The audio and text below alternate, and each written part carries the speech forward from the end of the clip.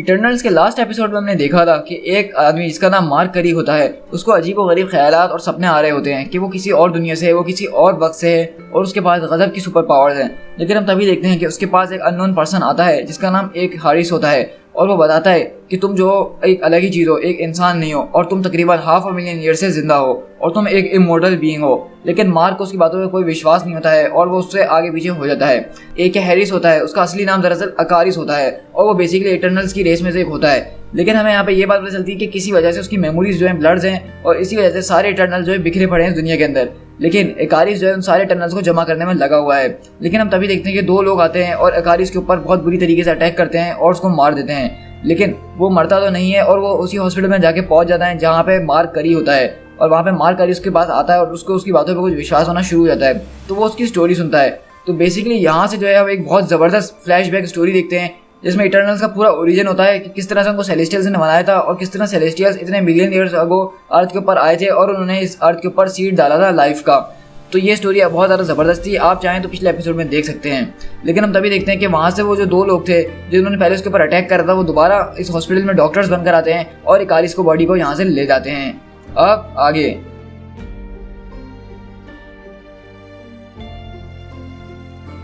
तो हम यहाँ से देखते हैं कि बेसिकली जो इटर्नल इकारिस होता है उसको एक बहुत बड़े से टैंक के अंदर डुबाया गया होता है, यानी वो पानी के अंदर होता है। और हम देखते हैं कि वहाँ से जो है एक आदमी बात कर रहा होता है दूसरे आदमी से फ़ोन के ऊपर और वो बोलता है कि जैसे ही हम इसको हॉस्पिटल से लेकर आए हमने इसको बहुत बुरी तरीके से एक्सप्लोर करने की कोशिश करी लेकिन इससे इसका बाल भी बाका नहीं हुआ। हमने इसको ऊंचाई से फेंका तब भी ये नहीं मरा।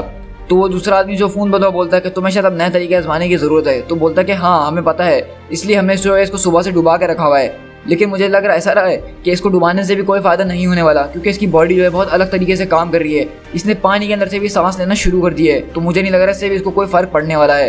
तो वो दूसरा आदमी बोलता है कि ये सब मैं नहीं जानता, तुम लोग को जल्द से जल्द कुछ ना कुछ अच्छा सोचना पड़ेगा कि किस तरह से इससे जान छुड़वाई जाए।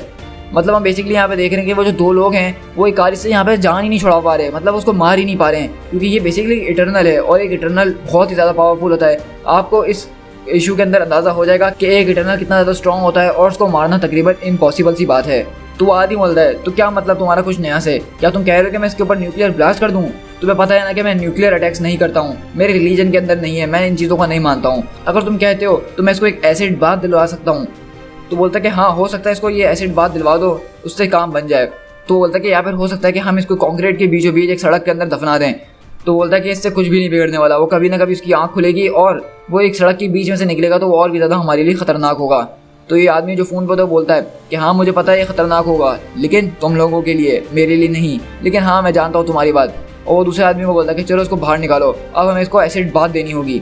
तो वो दूसरा आदमी पूछता है कि कौन सा एसिड, नाइट्रिक, सल्फ्यूरिक या हाइड्रोक्लोरिक एसिड? तो बोलता है कि आखिरकार तुम्हें इतना ज़्यादा क्वांटिटी में सल्फ्यूरिक एसिड मिलेगा कहाँ से? तो वो बोलता है कि हाँ इसके लिए हमें शायद इंटरनेट तलाश करना चाहिए या फिर हमें न्यूक्लियर ही चले जाना चाहिए। तो वो बोलता है कि बस अब बस भी करो, अब तुम ना शुरू हो जाना, आखिरकार ये बंदा किस चीज़ का बना हुआ है, इससे जान छुड़ाना इतना मुश्किल क्यों हो गया हमारे लिए। और यहाँ से हम देखते हैं कि मार्क करी जो होता है वो इस हॉस्पिटल से बाहर निकल चुका होता है और हम देखते हैं कि उसकी बहुत लंबी शिफ्ट चली होती है 28 आवर्स की। उसके बाद ये यहाँ से हॉस्पिटल से निकलता है और उसकी हालत बहुत ज़्यादा ख़राब हो रही होती है और बोलता है कि मुझे बस इस वक्त कॉफ़ी की ज़रूरत है। और वो सारी बातें सोच रहा होता है जो अकारिस ने उसके साथ करी होती हैं, लेकिन वो ये भी सोचता है कि हो सकता है कि मैं इतनी देर से सोया नहीं हूँ इसलिए मेरे दिल में ख्यालात आ रहे हैं, मुझे बस कॉफ़ी की ज़रूरत है। और इस तरह से हम देखते हैं कि वो एक कॉफ़ी शॉप पे पहुंचता है और वहाँ पे अपनी कॉफ़ी ऑर्डर करता है। लेकिन हम तभी देखते हैं कि वहाँ पे उसकी मुलाकात होती है सरसी से, जिसको आप जानते हैं कि जो पार्टी ऑर्गेनाइज कर रही थी वोरज़ोखियन एम्बेसी के लिए। और यहाँ पे हम बेसिकली देखते हैं कि उन दोनों के बीच थोड़ी बहुत बात होती है, वो भी शेयर करती है अपनी बातें कि मैं किस तरह से एक बहुत बड़ी पार्टी अरेंज कर रही हूँ जो, और मैं भी जो हूँ पिछले 26 घंटे से सोई नहीं हूँ क्योंकि मैं सारे गेस्ट वगैरह को बुलाने में लगी हुई थी। और इस तरह से उन दोनों की बात होना शुरू हो जाती है। तो वहीं पे सरसी और वो दोनों एक दूसरे से मिलने के बाद ये एहसास करते हैं कि ये लोग बहुत पहले मिल चुके हैं और ऐसा लगता है कि ये हमेशा से एक साथ ही थे। फिर हम यहाँ से शिफ्ट होते हैं घर के अंदर, जहाँ बेसिकली हम देखते हैं कि ये घर जो होता है ये होता है दरअसल स्प्राइट का, जो कि हमने देखा था टीवी में सेलिब्रिटी आ रहा था जिसके बारे में अकारिस ने कहा था कि ये भी एक इटर्नल है और ये हम में से है। तो हम यहाँ पे देखते हैं कि बेसिकली एक न्यूज़ रिपोर्टर आया हुआ होता है और उसके बारे में उसका इंटरव्यू वगैरह ले रहा होता है कि आखिरकार ये है कौन और ये क्या नहीं है। तो वो बोलता है कि आप कभी न्यूयॉर्क आए, वहाँ पे भी बहुत सारे आपके फैंस हैं जो चाहते हैं कि आप वहाँ पर आके कॉन्सर्ट करें। तो बोलता है कि हाँ मैंने सुना है कि वहाँ पे मेरे बहुत चाहने वाले हैं, लेकिन कैलिफोर्निया छोड़ने का मेरा कभी दिल ही नहीं चाहता। और बोलता है कि आप बताइए कि आपके पेरेंट्स के बारे में, इससे पहले आपने कभी अपने पेरेंट्स के बारे में कुछ नहीं बताया। तो बोलता है कि हाँ मैं अपने पेरेंट्स से जो सेपरेट हो चुका हूँ इसलिए मैं उनके बारे में ज़्यादा बात करना पसंद नहीं करता हूँ। और वैसे भी आप देख सकते हो कि मेरे पास एक लॉयर है और मेरी एक मैनेजर मिमी है जो कि वहाँ खड़ी हुई है। ये लोग जो है मेरी देख देख करते हैं और मैं इनको पे भी करता हूँ। तो वो बोलता है कि अगर तुम्हें एतराज़ ना हो तो ये पेरेंट्स वाली बात ज़रा स्किप कर दें, क्योंकि अब मैं वाकई में उनसे सेपरेट हो चुका हूँ और मुझे उनके बारे में बात करने का कोई शौक नहीं है, तो क्या प्लीज़ सब्जेक्ट को चेंज करें। तो बोलता है कि हाँ हाँ बिल्कुल सर, आप जैसा कहें, लेकिन हम ये चाहते हैं जानना, क्योंकि आपके जो रीडर्स हैं वो हमेशा से यही कहते हैं कि आप अचानक कहीं से नहीं बस एकदम टपक पड़े और आप आते ही जो एक सेंसेशनल बन गए इस दुनिया के लिए। मतलब आपकी सीडीज़, आपके गाने, आपके चैनल जो हैं एकदम चलना शुरू हो गए। अब आप तो और आपने अभी अपनी जो है एक पहली मूवी को भी फिल्म कर लिया है। मतलब इतनी ज़्यादा सक्सेस और अचानक ये सब कैसे। तो बोलता है कि हाँ हाँ मैं जानता हूँ, और ये सब तो आपको पता ही है कि मैंने 5 साल मेहनत करी थी, उसके बाद जाके मैं ओवरनाइट सेंसेशन बन गया हूँ। और बेसिकली हम यहाँ पे देख रहे होते हैं कि इसका ये इंटरव्यू ले रहा होता है, उसके बारे में सब पूछ रहा होता है कि आगे तुम्हारा क्या प्लान है और क्या नहीं है। और हम देखते हैं कि ये बच्चा जो है वैसे छोटी सी उम्र में जो है बहुत ज़्यादा तरक्की कर चुका होता है। फिर वहीं पर उसके असिस्टेंट आगे बोलती है कि प्लीज़ मिस्टर ठाकरे, अब हमें डर है कि आपको ये इंटरव्यू फिर कभी लेना होगा, क्योंकि अब हमें एक इंपॉर्टेंट मीटिंग में जाना है और आप बाद में आके हमसे ये इंटरव्यू ले लेगा। तो वहाँ से वो जा रहे होते तो उसकी असिस्टेंट बोलती है कि मुझे माफ़ कर देना स्प्राइट, मैंने उसको बोला था कि वो तुम्हारे पेरेंट्स के बारे में बात ना करे। तो स्प्राइट बोलता है क्या इसको सेकंड इंटरव्यू करने का चांस मिलेगा। तो उसकी असिस्टेंट बोलती है कि नहीं, कभी भी नहीं। तो वो बोलता है कि हाँ बिल्कुल ठीक। यहाँ से हम बेसिकली देखते हैं कि मार्क करी जो अपने हॉस्पिटल के एक जो बड़े सीनियर होते हैं उनके पास आता है और उनको वो पूरी किस्सा बताता है जो कि उसने कल रात हुआ। मतलब अकारिस ने उससे जो बात भी कही और किस तरह से उसने अकारिस को 2 अननोन यानी डॉक्टर्स के हवाले कर दिया। और अब उसको यहाँ पे बेसिकली शक होना शुरू हो गया कि वो शायद डॉक्टर्स नहीं थे और वो उसने कुछ गलत कर दिया है। तो यहाँ पे वो डॉक्टर जो है उससे पूछने की कोशिश करते हैं कि एग्जैक्टली वहाँ पे हुआ क्या था। तो वो पूरी कहानी सुनाता है। तो उसके डॉक्टर जो होते हैं उसको बोलते हैं कि तुमने ऐसे किसी के हाथ में कैसे इसको दे दिया जबकि तुम श्योर नहीं थे कि वो डॉक्टर्स है भी या नहीं। लेकिन हम तभी देखते हैं कि अचानक मार्क जब इनसे बातें कर रहा होता है उसके दिमाग में आवाज़ें शुरू हो जाती है आना, और वो बोलती है कि मक्कारी लिसन, वो जो है मुझे मारने की कोशिश कर रहे हैं, तुम्हें उनको रोकना होगा, तुम्हें मेरी मदद करनी होगी, प्लीज़ प्लीज़ मेरी आवाज़ सुनो, मेरी मदद करो, मैं ज़्यादा देर ये बर्दाश्त नहीं कर पाऊँगा। तो वहीं पर डॉक्टर बोलते कि मिस्टर करी, क्या आप बिल्कुल ठीक हैं। तो मार्क बोलता कि हाँ हाँ सॉरी डॉक्टर, मैं बिल्कुल ठीक हूँ।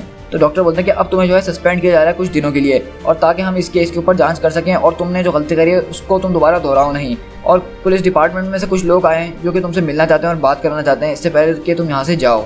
और वो बताता है कि पुलिस वालों से तो मेरी थोड़ी बहुत बातचीत हुई और उन्होंने आसानी से मेरी बात पे बिलीव कर लिया, लेकिन मैंने दरअसल उनको पूरी की पूरी बात तो बताई नहीं, क्योंकि मुझे समझ में नहीं आ रहा था कि मैं उनको वो बताऊं तो कैसे बताऊं, कहीं वो मुझे पागल ना समझ बैठें।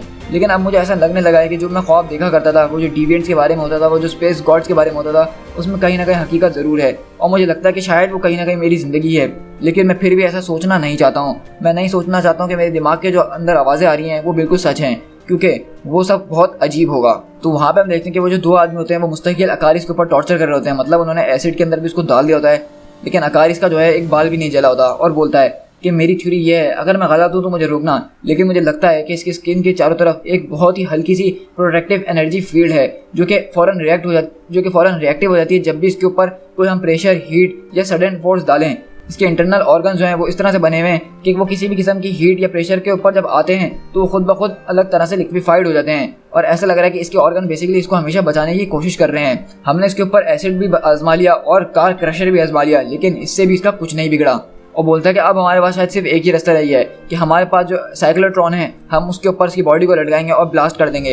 इससे इसकी बॉडी जो है मॉलिक्यूल्स के अंदर टूट जाएगी, मतलब इलेक्ट्रॉन्स और न्यूट्रॉन्स के अंदर, क्योंकि वो जो है एक न्यूक्लियर रिएक्टर टाइप की चीज़ है। लेकिन अगर उसके ज़रिए भी ये नहीं मरा तो समझ जाना कि ये लोग मरने के लिए बने ही नहीं हैं। और वो बोलता है कि मुझे नहीं लगता कि तुम्हारी ये जो ट्रिक है इस मिट्टी में डालने वाली इससे भी इसको कोई फ़र्क पड़ने वाला है, लेकिन कोई मसला नहीं है मेरे दोस्त, आजमा के देख लेते हैं। और हम देखते हैं कि बेसिकली वो उसको एक गरम लोहे की भट्टी के अंदर डाल रहे होते हैं जिसके अंदर लोहा पिघल रहा होता है। और वहीं पर हम देखते हैं कि मार्क करी होता है वो घर पे आके मुंह धो रहा होता है, लेकिन अचानक जब वो शीशे में देखता है तो उसकी आंखें चमकती हैं, लेकिन वो एकदम डर जाता है और तभी उसका फ़ोन बजता है। और हम देखते हैं कि वहाँ पे बेसिकली उसको सरसी जो है फ़ोन करती है, जो कि उसको थोड़े टाइम पहले कॉफ़ी शॉप पे मिली थी, और बताती है कि ये पार्टी जो है इसके अंदर मैं चाहती हूँ कि तुम भी आओ। और बोलती है कि मैं चाहती हूँ कि तुम भी वहाँ पे आओ। तो बोलता है कि हाँ हाँ हो सकता है कि मैं आ जाऊँ, क्योंकि अब मेरी जो है ड्यूटी से मुझे थोड़ा टाइम ऑफ मिल गया है, तो क्यों ना तुम मुझे सारी डिटेल्स जो है ईमेल कर दो ताकि मैं तुम्हें वहाँ पे मिल सकूँ। लेकिन हम तभी देखते हैं कि उसके दिमाग में ये ख्याल आ रहे होते हैं कि मक्कारी मुझे बचाओ, मुझे ढूंढो और मुझे बचाओ, मेरी हालत बहुत ज़्यादा ख़राब है। मतलब हम देखते हैं कि अकारिस के ऊपर जो टॉर्चर हो रहा होता है वो उसके ज़रिए उसको यहाँ पे एक मैसेज भेज रहा होता है ताकि वो उसको बचा सके। लेकिन मार्क बोलता है कि बस बहुत हो गया, निकलो मेरे दिमाग से बाहर। और हम बेसिकली देखते हैं कि यहाँ पे वो जोफियन एम्बेसी के अंदर वो पार्टी शुरू हो गई होती है और बहुत सारे लोग यहाँ पे आ रहे होते हैं। और हम यहाँ पे देखते हैं कि बेसिकली थीना जो कि स्टार इंडस्ट्रीज़ के लिए काम करती है वो और उसका हस्बैंड भी यहाँ पे आ रहे होते हैं एज अ गेस्ट, क्योंकि सरसी ने ही उनको बुलाया होता है इन्विटेशन देके। और हम देखते हैं कि मिस्टर करी भी यहाँ पे पहुँच जाते हैं और वो बोलता है कि मैंने ये टक्सीडो सूट किराए पे लिया है क्योंकि उनके पास सिर्फ एक यही बचा हुआ था। और वो बोलती है कि बेसिकली मैंने तुम्हें यहाँ पे फॉरेन पॉलिसी एडवाइज़र के तौर पे यहाँ पे लोगों से इंट्रोड्यूस करवाया है, तो तुम वही बनने की कोशिश करना। तो बोलता है कि नहीं मैं वो तो हूँ ही नहीं। तो सरसी बोलती है कि हाँ मुझे पता है वो तुम नहीं हो, लेकिन बनने की कोशिश तो कर सकते हो ना, और ये हमेशा काम करता है। और इस तरह से हम देखते हैं कि वो जो है पार्टी में आगे की तरफ जाता है और सरसी अपने रास्ते से जाती है। और इस तरह से हम देखते हैं कि बेसिकली यहाँ पे पार्टी शुरू हो चुकी होती है और वो सारे लोग आपस में एक दूसरे से बातें कर रहे होते हैं। वहाँ पे बहुत बड़े बड़े लोग आए हुए होते हैं, हर तरह के सेलिब्रिटीज, अमीर अमीर लोग, साइंटिस्ट वगैरह सब आए हुए होते हैं।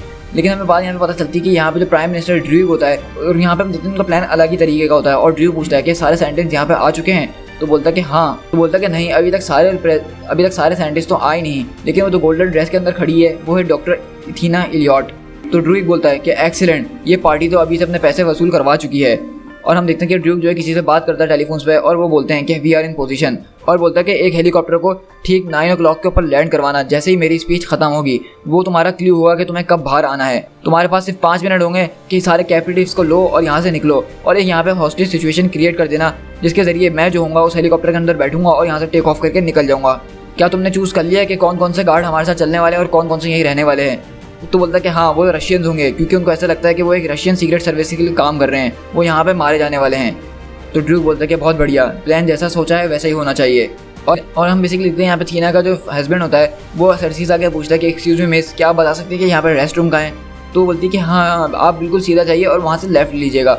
और हम देखते हैं कि वो वहाँ पे जा रहा था वॉशरूम की तरफ, तो लेकिन वो गलत दरवाजे में घुस जाता है, और वो बेसिकली उस दरवाजे में घुस जाता है जहाँ पे ड्रूक ने अपने लोगों को छोड़ा हुआ होता है, मतलब जो असैसिन्स होते हैं जो यहाँ पे एक हॉस्टेज सिचुएशन क्रिएट करने वाले थे।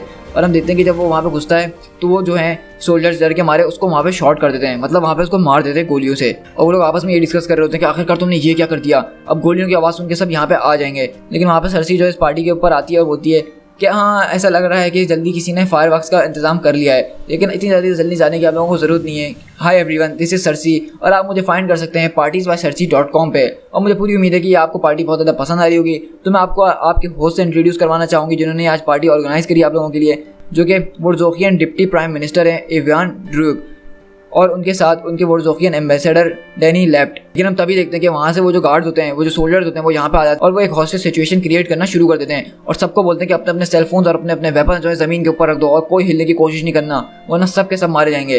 तो वहीं पे लोग पूछते हैं कि ड्रूक, आखिरकार ये क्या हो रहा है? तो ड्रूक बोलता है कि एम्बेसडर, मुझे नहीं पता। तो वहीं पे जो एम्बेसडर हो तो बोलता है कि मैं वुर्ज़ोकियन एम्बेसडर हूँ, और आखिरकार तुम लोग क्या हो और तुम लोगों की क्या डिमांड्स हैं? ये हमारे गेस्ट हैं और तुम इनसे ऐसे बात नहीं कर सकते हो। तो उनमें से एक आदमी बोलता है कि हमारी डिमांड्स ये हैं कि तुम चुपचाप अपना मुंह बंद करके इस ज़मीन पे खड़े रहो, और आवाज़ निकाली तो तुम्हें गोली मार दी जाएगी। और हम वहीं पे देखते हैं अमेरिका नेक्स्ट सुपर हीरो जो शो होता है, उसके अंदर जो सुपर हीरोज होते हैं वो भी इस पार्टी के अंदर मौजूद होते हैं। तो मक्कारी बोलता है, यानी कि मार्करी बोलता है कि तुम लोग कुछ करने की कोशिश क्यों नहीं कर रहे हो, तुम लोग चाहो तुमको रोक सकते हो। तो बोलते हैं कि हम लोगों को यह अलाउड नहीं है, हम लोगों ने उन पेपर्स पर साइन करा है कि हम अपनी पावर्स तब तक इस्तेमाल नहीं करेंगे जब तक हमें ऑथराइजेशन ना दी जाए, और वैसे भी हम सिर्फ वो शो के अंदर इस्तेमाल कर सकते हैं, शो के बाहर हमें अपनी पावर इस्तेमाल करना भी अलाउ नहीं है, क्योंकि हम अभी पूरी तरह से ट्रेन नहीं हुए हैं। तो वहीं पे थीना बोलती है कि वो जो थी वो तो गोलियों की आवाज़ थी, पटाखों की नहीं। मेरे हस्बैंड थॉमस कहाँ हैं? और वहीं पे हम देखना अचानक मक्कारी, जिसके ऊपर टॉर्चर हो रहा था, उसकी आँख खुलती है और बोलता है कि नहीं, वो लोग मुसीबत में हैं और मुझे उनकी मदद करनी होगी। लेकिन हम देखते हैं कि यहाँ पे बेसिकली उसकी बहुत बुरी हालत हो गई होती है अकारिस की, और उसको बहुत बुरी तरीके से टॉर्चर किया जा रहा होता है, उसकी पूरी बॉडी जल रही होती है। और वहाँ पे वो जो लोग होते हैं बोलते हैं कि नहीं, मुझे माफ़ कर देना, लेकिन अब तुम यहाँ से नहीं जा सकते हो। तो बोलता है कि द यूनिमाइंड, अगर वो लोग चाहें तो वो मिलकर एक यूनिमाइंड बना सकते हैं, वो 4 हैं और 4 ये काम करने के लिए काफ़ी हैं। तो वो जो 2 लोग होते हैं बोलते हैं कि नहीं, अब ये दोबारा नहीं होने वाला। तो अगर आपने मेरी इटर्नल्स वाली वो वीडियो देखी थी जिसके अंदर मैंने एक्सप्लेन कर रहे थे इटर्नल्स कौन होते हैं और कहाँ से आए, तो मैंने उसके अंदर यूनिमाइंड का कॉन्सेप्ट भी आपके साथ शेयर करा था कि किस तरह से बहुत सारे इटर्नल्स अपनी पावर को एक साथ मिलाते हैं और एक बीइंग बन जाते हैं जिसको यूनिमाइंड कहा जाता है, और वो बहुत ही ज़्यादा पावरफुल बीइंग बन जाते हैं। तब तो वहीं पर अकारिस बोलता है कि आखिरकार तुम दोनों हो कौन और तुम लोग किसके लिए काम कर रहे हो और मेरे साथ ये सब क्यों कर रहे हो? तो बोलता है कि हम लोग जो हैं सिर्फ ह्यूमैनिटेरियंस हैं। तो बोलता है कि मुझे बताओ कि तुम किसके लिए काम कर रहे हो और ये सब क्यों कर रहे हो। लेकिन हम देखते हैं कि वो दोनों वहाँ से जो हैं उसको वेपराइज करके चले जाते हैं, और वहीं पे हम देखते हैं कि मार्करी और सरसी जो होते हैं वो दोनों पार्टी में खड़े होते हैं, और मक्कारी बोलता है कि सरसी घबराने की जरूरत नहीं है, सब ठीक हो जाएगा। तो बोलती है कि नहीं, मुझे नहीं लगता कि कुछ ठीक होने वाला है, वो हमारी तरफ गन्स पॉइंट करके खड़े हुए हैं और मुझे समझ में नहीं आ रहा कि हम करेंगे तो क्या करेंगे। लेकिन तुम्हारा बहुत बहुत शुक्रिया कि तुमने फिर भी मुझसे ये कहा कि हम लोग इस मुसीबत से बच जाएंगे, लेकिन मुझे ऐसा लगता नहीं है कि हम लोग बच पाएंगे। तो मार्करी बोलता है कि आखिरकार मुझे हो क्या रहा है, ये बात तो मैं अपने दिल में सोच रहा हूँ और तुम मुझे सुन पा रही हो, और तुम मैं भी तुम्हारी बात सुन पा रहा हूँ, आखिरकार मुझे ये हो क्या रहा है। तो बेसिकली यहाँ पे मक्कारी जो है वो अपनी टेलीपैथिक पावर इस्तेमाल कर रहा है और उसके दिल की बातें उसके दिमाग के जरिए पढ़ रहा है। और वहीं पे हम देखते हैं कि वो हेलीकॉप्टर छत के ऊपर पहुँचता है और वहाँ पे एक आदमी ऑर्डर देता है कि चॉपर आ चुका है, सारे साइंटिस्ट को इस चॉपर के अंदर बिठाओ और यहाँ से फौरन निकल जाओ। तो बोलता है कि हम ड्रूक का क्या करेंगे। तो बोलता है कि तुमने मुझे सुना ना मैंने क्या कहा, सिर्फ साइंटिस्ट को बिठाओ और बाकी सबको मार दो। और हम देखते हैं यहाँ पे जितने भी साइंटिस्ट आए हुए होते हैं बेसिकली उन सबको इस हेलीकॉप्टर के जरिए ले जाया जा रहा होता है, जिसमें हम देखते हैं कि थीना एलियट जो होती है इटर्नल वो भी यहाँ पे होती है और उसको भी ले जाया जा रहा होता है। लेकिन हम देखते हैं कि वहीं पे जो है सारे लोगों को हॉस्टेज बनाया हुआ होता है और ड्रू बोलता है कि ये क्या कर रहे हो तुम लोग, ये गलत है, ये एक हॉस्टेज सिचुएशन होनी थी, ये क्या कर रहे हो तुम लोग। तो बोलता है कि नाओ अब सबको मार डालो। और इस तरह से हम देखते हैं कि वो सारे गार्ड्स होते हैं वो वहाँ पे फायरिंग करना स्टार्ट कर देते हैं। लेकिन तभी हम देखते हैं कि मक्कारी जो होता है वो देख रहा होता है उसके ऊपर किस तरह से फायरिंग हो रही है और बोलता है कि हाँ मैंने ये बात सुनी थी कि जब लोगों के ऊपर बहुत ज़्यादा स्ट्रेस हो तो उनके लिए हर चीज़ स्लो हो जाती है। हाँ वो मेरे लिए स्लो ज़रूर हुई थी, लेकिन वो स्लो होकर फिर रुक गई और उसके बाद चलना बंद हो गई। ऐसा लग रहा था कि मैं किसी किस्म का सपना देख रहा हूँ जहाँ पे पूरी की पूरी दुनिया मेरी आंखों के सामने जम चुकी है। और अचानक देखते हैं मक्कारी के लिए पूरा का पूरा टाइम जो है वहाँ पे रुक चुका होता है और उसके हाथ पर आगे एक बुलेट लगती है और बोलता है कि ये तो बहुत ज़्यादा हर्ट कर रही है, मैं इस चीज़ के लिए ड्रेस नहीं हूँ, मैं इस चीज़ के लिए तैयार नहीं हूँ। क्योंकि जाहिर सी बात है अगर तुम हाइपर स्पीड को एक्सेस करने की कोशिश कर रहे हो तो तुम्हें उसके लिए कुछ खास ड्रेस करना होगा। और हम तभी देखते हैं कि जैसे मक्कारी ये बात बोलता है उसके ऊपर एक अजीब व गरीब आर्मर आ जाता है जो कि बिल्कुल light weight full body armour होता है और उसमें किसी किस्म के ग्लासेस भी लगे होते हैं। और उसको समझ में नहीं आ रहा था मक्कारी को कि आखिरकार ये सब हो कैसे रहा है, मतलब वो जो चीज़ सोच रहा है वो उसके साथ हो रही है और उसके सामने का पूरा टाइम रुक चुका है।